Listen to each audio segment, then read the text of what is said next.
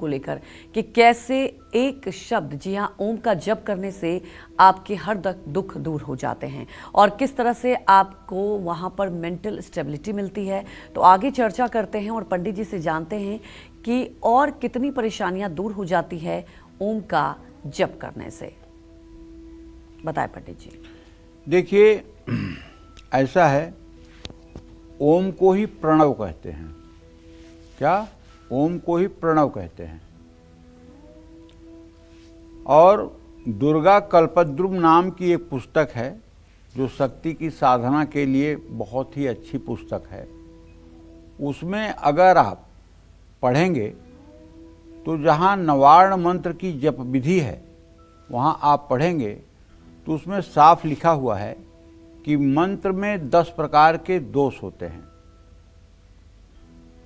पहला मृत होता है, दूसरा नग्न होता है, तीसरा किलित होता है, भुजंग होता है।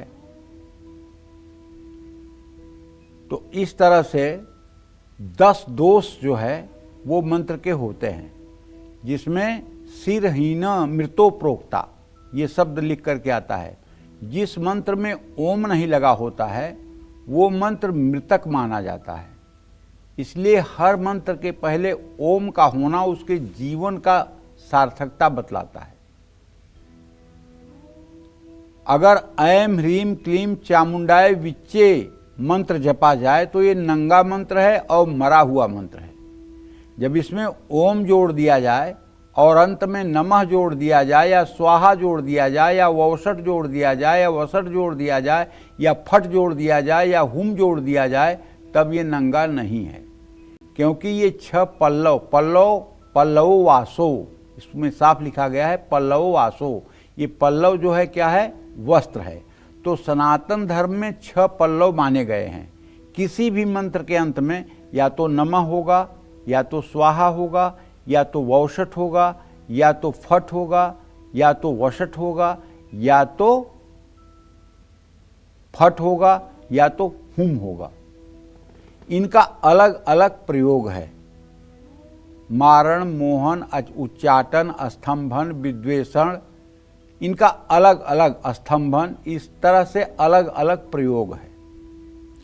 अब कुछ लोग क्या करते हैं कि मारण के लिए, दूसरे की जान मारने के लिए मंत्र का प्रयोग करते हैं, जबकि सनातन धर्म में मारण अपने काम का मारण करने के लिए है।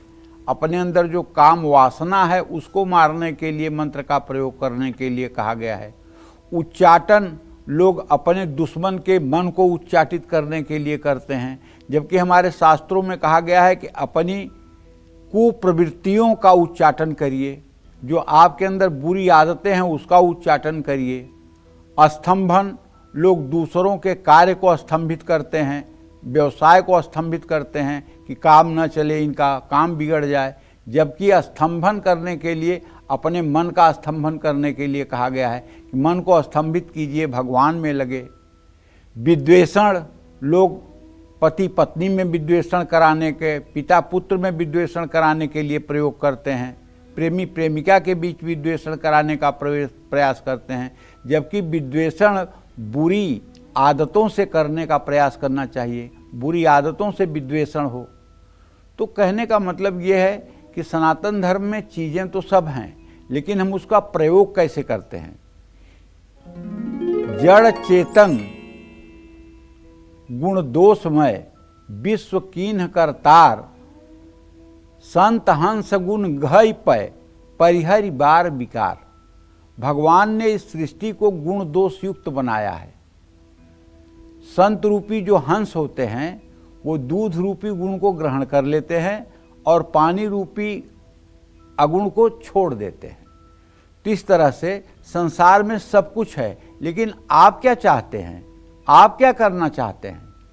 जिस बाजार में इत्र मिलता है उसी बाजार में शराब भी बिकती है। आप इत्र खरीदने वाले हैं कि आप मदिरा खरीदने वाले हैं। जिस बाजार में माला फूल मिलता है उसी बाजार में मांस भी बिकती है। आपको क्या लेना है, आपकी रुचि कहाँ है। तो कहने का मतलब ये अच्छा बुरा दोनों को मिलाकर के सृष्टि की रचना हुई है, केवल अच्छाई नहीं है। आप क्या चाहते हैं, क्योंकि आपको भगवान ने मनुष्य देह दी है, विवेक दिया है। आप अपने विवेक के आधार पर शास्त्र सम्मत, गुरु आज्ञा सम्मत, धर्म सम्मत अगर कार्य करेंगे तो निश्चित रूप से आप सतमार्ग पर चलेंगे।